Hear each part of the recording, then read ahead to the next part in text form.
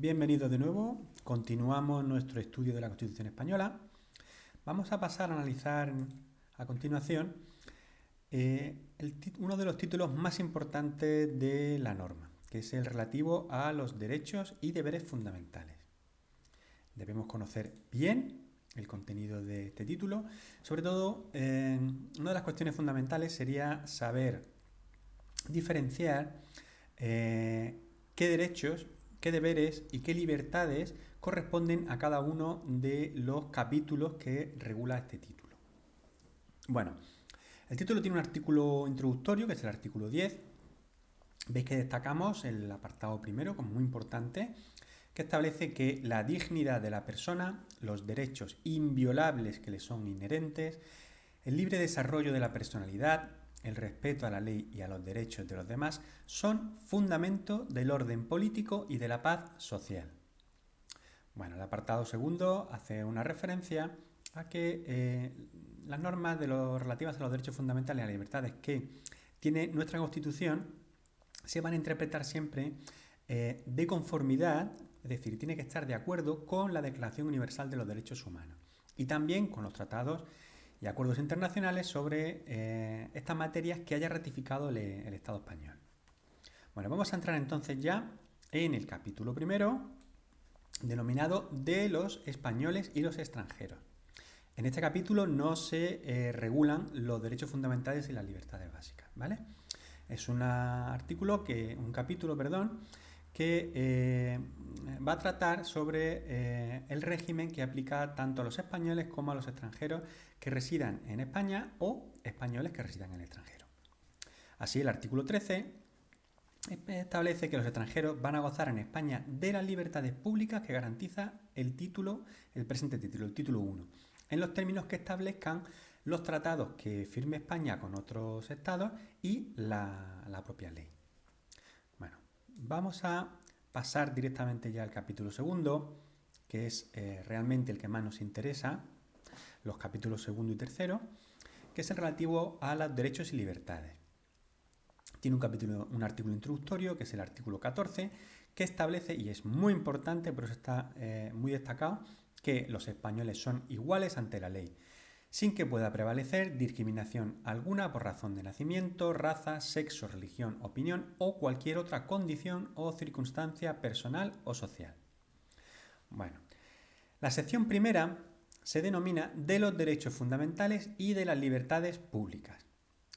Todos los derechos y libertades que contienen esta sección es lo que se denomina derechos fuertes. ¿Qué quiere decir esto de que son derechos fuertes? Quiere decir que la propia norma, la Constitución, va a establecer una serie de garantías para asegurar el ejercicio de estos derechos para todos los ciudadanos. Bueno, pues hay que saberse cuáles son estos derechos que están contenidos en esta sección y saber diferenciarlos de otros derechos y libertades que estén en otras secciones. Muy bien, pues empieza el artículo 15 hablando del derecho a la vida y a la integridad física y moral. También forma parte de esta sección la libertad ideológica, religiosa y de culto. Establece el apartado tercero de este artículo 16 que ninguna confesión va a tener el carácter estatal. Es decir, la Constitución declara que España es un Estado laico. Si bien dice que los poderes públicos van a tener en cuenta las creencias religiosas que tiene la sociedad española y por tanto van a mantener relaciones de cooperación con la Iglesia Católica y también con el resto de confesiones, pero ya le da un papel preponderante a la Iglesia Católica. Bueno, vamos a continuar viendo qué otros derechos y libertades se contienen en esta sección. Bueno, la libertad y la seguridad.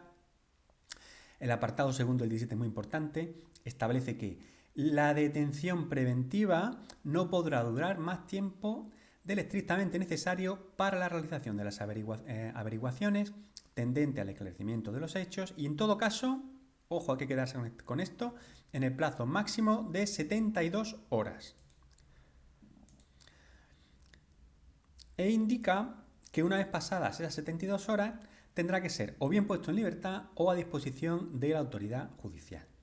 Bueno, seguimos destacando también que un procedimiento muy importante que suele ser fuente de muchas preguntas, que es el procedimiento de habeas corpus, ¿vale? ¿Y qué quiere decir? ¿Qué nos indica el artículo? Pues que la ley va a regular este procedimiento de habeas corpus para la inmediata puesta a disposición judicial de toda persona detenida ilegalmente. Vamos a pasar al artículo 18, que incluye en esta sección el derecho al honor, a la intimidad personal y familiar y a la propia imagen. Establece también que el domicilio es inviolable. ¿Qué quiere esto decir? Pues que ninguna entrada o registro podrá hacerse en él sin consentimiento del titular o una resolución judicial, salvo en caso de flagrante delito. Esto lo habréis visto en multitud de películas, ¿no? El detective tiene que justificar que ha sido testigo de un delito flagrante para poder entrar sin una resolución judicial en un domicilio privado. Bueno, más garantías. El secreto de las comunicaciones y hace especial referencia a las postales, telegráficas y telefónicas. Evidentemente esto va a incluir también las informáticas. Ya veréis que con la última modificación se han incluido las cuestiones informáticas en la Constitución. Bueno, artículo 19. Residencia, elegir libremente tu residencia y a circular libremente por todo el territorio nacional. El 20 establece otra serie y dice: se reconocen y protegen los siguientes derechos. Los derechos, ¿cuáles son? A expresar y difundir libremente pensamientos, ideas y opiniones, la producción y creación literaria, artística, científica y técnica, la libertad de cátedra y a comunicar o recibir libremente información veraz.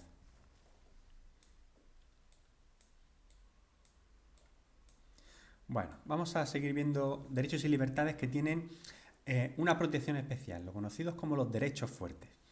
El derecho de reunión pacífica y sin armas. Y luego establece el apartado segundo que en caso de que haya reuniones que sean en lugares de tránsito público, por ejemplo las vías públicas, y cuando haya manifestaciones, habrá que dar comunicación previa a la autoridad. Y la autoridad solo va a poder prohibirlas cuando existan razones fundadas de alteración del orden público, ¿vale? Que pueda suponer peligro para personas y bienes. Quiere decir que tienen que motivar muy bien en caso de prohibición de una reunión, en teoría, pacífica y sin armas. Bueno, más derechos incluidos en esta sección. El derecho de asociación. Luego el artículo va regulando la asociación y establece que se prohíben las asociaciones secretas y las de carácter paramilitar. Bueno, el artículo 23 establece el derecho a participar para todos los ciudadanos en los asuntos públicos, bien directamente o por medio de representantes libremente elegidos en elecciones periódicas por sufragio universal. Y asimismo establece que tienen derecho a acceder en condiciones de igualdad a las funciones y cargos públicos, en la forma y con los requisitos que establezcan las leyes al efecto. Muy bien. Otro derecho que también se protege es el derecho a obtener la tutela efectiva de los jueces y tribunales.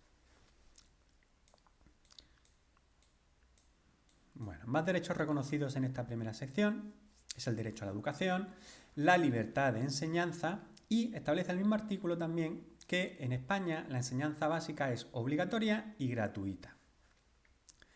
Bueno, destacamos también en el artículo 28 que indica que hace referencia al derecho a la libre sindicación, ¿vale? Si bien luego puntualiza que la ley podrá limitar o efectuar el ejercicio de este derecho a las fuerzas o institutos armados o a los demás cuerpos sometidos a disciplina militar. Está hablando de las Fuerzas Armadas y de la Guardia Civil, básicamente. También el derecho de huelga y el derecho de petición individual y colectiva. Si bien luego establece que tendrá que ser por escrito y en la forma y con los efectos que determine la ley que lo regule. Bueno, pues con esto acabamos de ver cuáles son los llamados derechos fuertes, los que la Constitución considera como prioritarios y establece una serie de garantías para asegurar que todos los ciudadanos pueden ejercer esos derechos y esas libertades. Ahora pasaríamos a la sección segunda, que se denomina de los derechos y deberes de los ciudadanos. Es lo que se conoce como los derechos débiles. ¿Qué quiere esto decir? Pues que van a estar, el Estado va a garantizar su ejercicio, si bien la Constitución va a establecer una serie de garantías más fuertes, que ahora vamos a pasar a analizar, y esta segunda sección no van a tener el mismo nivel de garantía que los anteriores. Bueno, pues vamos a ver entonces cuáles son estos derechos débiles. Lo de la sección segunda, de los derechos y deberes de los ciudadanos.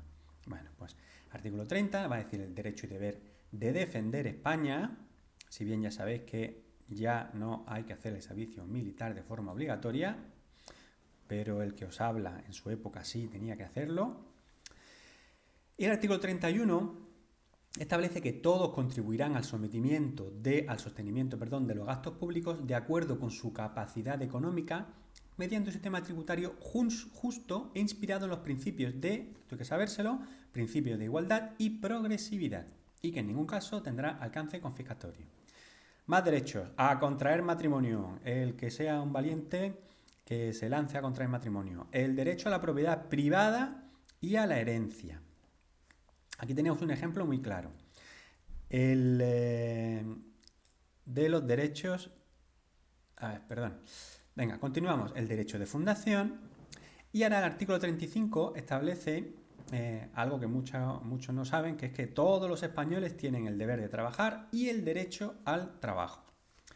Hace ya muchos años había incluso una ley que se llamaba la ley de vagos y maleantes. Y entonces se encontraban a un señor, le preguntaban y decía, ¿usted qué hace usted aquí? ¿A qué se dedica usted? Y decía, pues nada, yo estoy aquí, estoy contemplando, llevo una vida contemplativa. Pues las autoridades podrían detenerlo en base a que no estaba trabajando. Bueno, hoy en día no es así. Bueno, más derechos y deberes. Los colegios profesionales están regulados en el artículo 36, el derecho a la negociación colectiva laboral, el derecho a la libertad de empresa, siempre en el marco de la economía del mercado. Bueno, pues como hemos comentado antes, hay que saber identificar qué derechos pertenecen a qué sección, si son derechos fuertes, débiles, y vamos a pasar ahora a ver cuáles son los derechos que conocemos como especialmente débiles. ¿Y qué quiere decir esto? Que informarán a los poderes públicos en su actuación. O para que nos entendamos, los poderes públicos, es decir, la administración, el gobierno, dentro de sus capacidades y de los recursos que disponga, va a hacer lo posible para que los ciudadanos puedan tener este tipo de derechos, pero no los puede garantizar. Y ahora vamos a ver por qué son derechos que no puede realmente garantizar. Y se establece también que podrán ser alegados únicamente ante la jurisdicción ordinaria de acuerdo con lo que dispongan las leyes que lo desarrollen. ¿Qué quiere eso decir? Quiere decir que los derechos fuertes y débiles pueden ser alegados por unos procedimientos que establece la propia Constitución y que ahora pasaremos a ver. Sin embargo, estos derechos no los pueden alegar los ciudadanos, sino según lo que dispongan las normativas al respecto, las leyes al respecto, ante la jurisdicción ordinaria. Bueno, este capítulo tercero, estos derechos especialmente débiles, se denomina de los principios rectores de la política social y económica. Como veis, no tiene el nombre ni de derecho ni de libertad delante. ¿Okay? Bueno, pues hay que saber cuáles son estos derechos, siempre fundamentalmente saber distinguirlos de los que hemos visto anteriormente. Bueno, pues encontramos protección social, económica y jurídica de la familia, protección integral de los hijos. Se establece en el artículo 40 que los poderes públicos promoverán las condiciones favorables, es decir, ¿veis cómo no está asegurando el derecho, sino que está hablando de promover las condiciones para el progreso social y económico y para una distribución de la renta regional y personal más equitativa? Hace referencia también a la formación y readaptación profesionales, la seguridad e higiene en el trabajo, las vacaciones, la seguridad social, los derechos económicos y sociales de los trabajadores en el extranjero. El artículo 43, por ejemplo, hace referencia a la protección de la salud. Todos podemos entender que el Estado va a intentar, dentro de sus capacidades, promover o proteger la salud de los ciudadanos. Pero evidentemente el Estado no puede garantizar la salud de todos los ciudadanos. Asimismo, incluye la educación sanitaria, la educación física y el deporte. Volvemos a lo mismo. Otro ejemplo muy sencillo.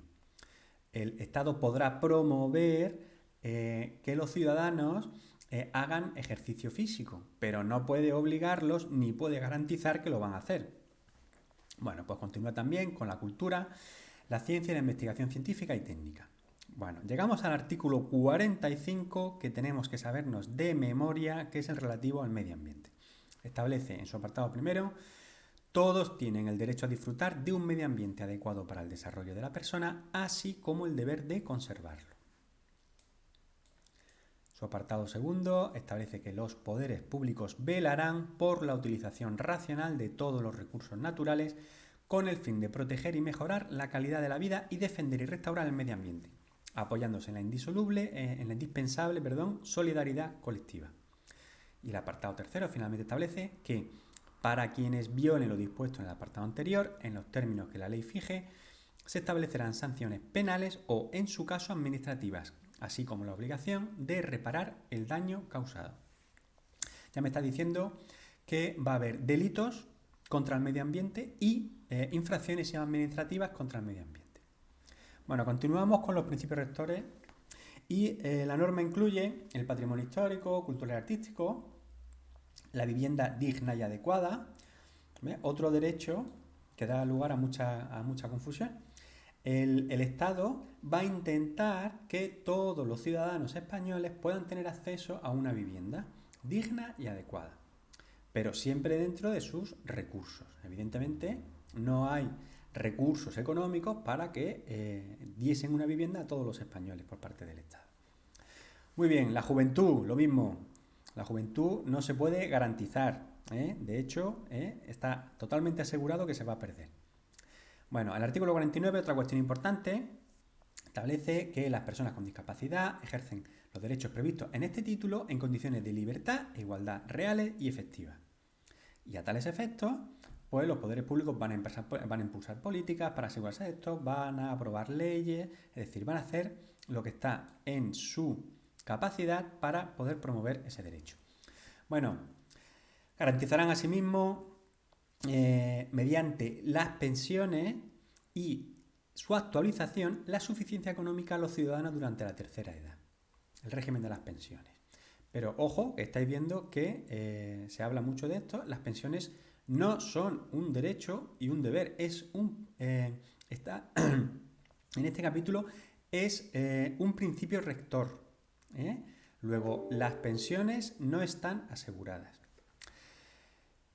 Artículo 51. Garantiza la defensa de los consumidores y usuarios. El 52. Las organizaciones profesionales que contribuyan a la defensa de los intereses económicos. Bueno, y así llegamos al capítulo cuarto, que hemos estado haciendo referencia durante toda esta clase. El capítulo cuarto es el que regula cómo el Estado va a garantizar las libertades y los derechos fundamentales. Es decir, esos derechos fuertes y esos derechos débiles de los que hemos estado hablando. La sección primera y la sección segunda de ese capítulo segundo de este título primero. Así, el artículo 53 establece que los derechos y libertades reconocidos en el capítulo segundo del presente título vinculan a todos los poderes públicos. Y ahora empieza a generar garantías. Solo por ley, que en todo caso deberá respetar su contenido esencial, podrá regularse el ejercicio de tales derechos y libertades. Es decir, el gobierno no va a poder regular los derechos y libertades que vienen en la Constitución, va a tener que hacerlo las Cortes Generales. Primera garantía, que aplica tanto a los derechos fuertes como a los débiles, sección primera y segunda. Apartado segundo, establece que cualquier ciudadano podrá recabar la tutela de las libertades y derechos reconocidos en el artículo 14, ese artículo introductorio del que hablamos, y la sección primera del capítulo segundo, los derechos fuertes, ante los tribunales ordinarios por un procedimiento basado en los principios de preferencia y sumariedad. Es decir, le da una preferencia a la defensa de estos derechos. Y en su caso, a través del recurso de amparo ante el Tribunal Constitucional.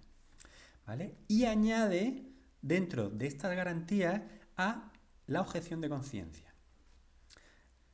Bueno, el apartado tercero establece que el reconocimiento, el respeto y la protección de los principios rectores reconocidos en el capítulo tercero informarán la legislación positiva, la práctica judicial y la actuación de los poderes públicos.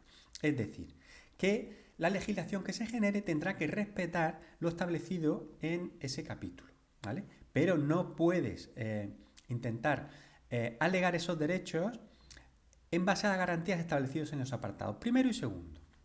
Y luego puntualiza que solo podrán ser alegados ante la jurisdicción ordinaria de acuerdo con lo que dispongan las leyes que los desarrollen.